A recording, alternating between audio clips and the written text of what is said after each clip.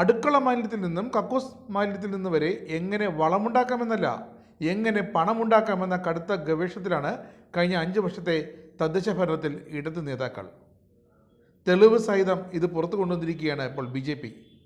300 കോടി രൂപയുടെ പൊതുമരാമത്ത് അഴിമതികൾ CPMകാർ ഒരു ഉളുപ്പുമില്ലാതെ നടത്തിയെന്നും തെളിവുകൾ സഹിതം BJP നേതാക്കൾ പുറത്തുവിട്ടു.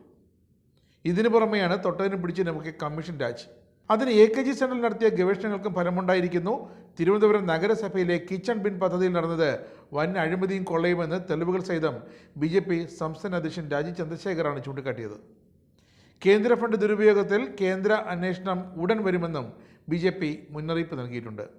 എന്തിനുമേതിനും കമ്മീഷൻ 40% പിടിച്ചു വാങ്ങുന്ന ഭരണമാണ് തിരുവനന്തപുരം നഗരസഭയിൽ നടക്കുന്നത്.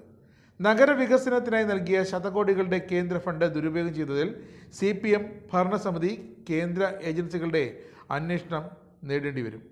കിച്ചൺ ബിൻ അഴിമതി മുതൽ 300 കോടി രൂപയുടെ പൊതുമരാമത്ത് അഴിമതി വരെ CPM നേതാക്കളുടെ നേതൃത്വത്തിൽ നടന്നതിൻ്റെ തെളിവുകളാണ് BJP സംസ്ഥാന അധ്യക്ഷൻ കഴിഞ്ഞ ദിവസം പുറത്തുവിട്ടത്. 2000 താഴെ മാത്രമേ കിച്ചൺ ബിന്നുകൾ നഗരത്തിൽ സ്ഥാപിച്ചിട്ടുള്ളൂ. ബാക്കി 58,000 കിച്ചൺ ബിന്നുകളുടെ തുക മേയറും ഉദ്യോഗസ്ഥരും CPMും കൂടി വീതം വെച്ച് കൊള്ളയടിച്ചെന്നും രാജീവ് ചന്ദ്രശേഖർ ആരോപിച്ചു. തിരുവനന്തപുരം നഗരസഭ 2016 മുതൽ 25 വരെ ഉറവിട മാലിന്യ സംസ്കരണത്തിനായി നടപ്പാക്കിയ 15.5 കോടി രൂപയുടെ കിച്ചൺ ബിൻ പദ്ധതി നടന്നത് വൻ അഴിമതിയും കൊള്ളയുമാണ്. 3 ലക്ഷത്തിന് മുകളിലുള്ള പദ്ധതികൾക്ക് ടെൻഡർ വേണമെന്ന നിയമം ലംഘിച്ച് നടപടികൾ പാലിക്കാതെ കോയമ്പത്തൂർ ആസ്ഥാനമായ ഒമേഗ എക്കോടെക് കമ്പനിയെ നഗരസഭ പദ്ധതി നടത്തിപ്പ് ഏൽപ്പിച്ചു.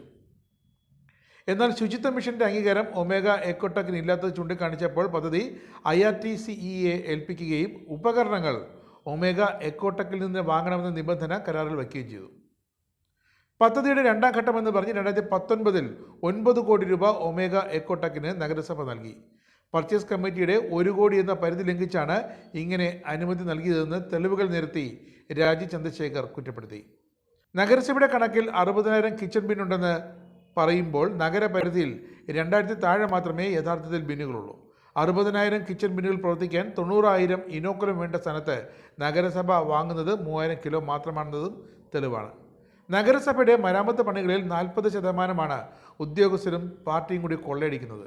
ഇതിന് ചുക്കാൻ പിടിക്കുന്നത് CPM നേതാവ് പ്രസിഡന്റായ കോൺട്രാക്ടേഴ്സ് അസോസിയേഷനാണെന്നും രാജീവ് ചന്ദ്രശേഖർ തുറന്നു പറഞ്ഞു.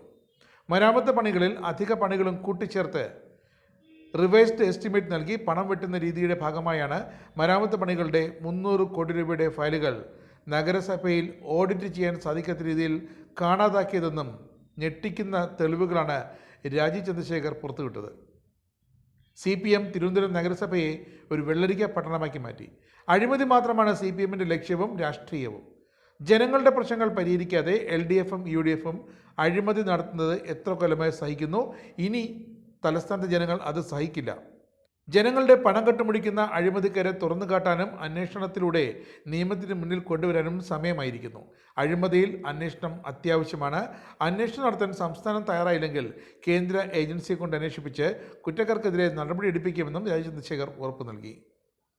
കഴിഞ്ഞ 10 വർഷമായി തിരുവനന്തപുരം നഗരസഭയിലെ പ്രതിപക്ഷ പാർട്ടിയായ കോൺഗ്രസ് 45 വർഷമായി അഴിമതിയിൽ മുങ്ങിക്കുളിച്ചിരിക്കുന്ന ഇടതുകാർ നടത്തുന്ന അഴിമതിക്കെതിരെ ഒന്നും പറഞ്ഞിട്ടില്ല എന്നതാണ് കോൺഗ്രസിൻ്റെ പാപ്പരത്വത്തിൻ്റെ മറ്റൊരു മുഖമെന്നും രാജീവ് ചന്ദ്രശേഖർ ശക്തമായ ഭാഷയിൽ തന്നെ വിമർശിച്ചിട്ടുമുണ്ട്.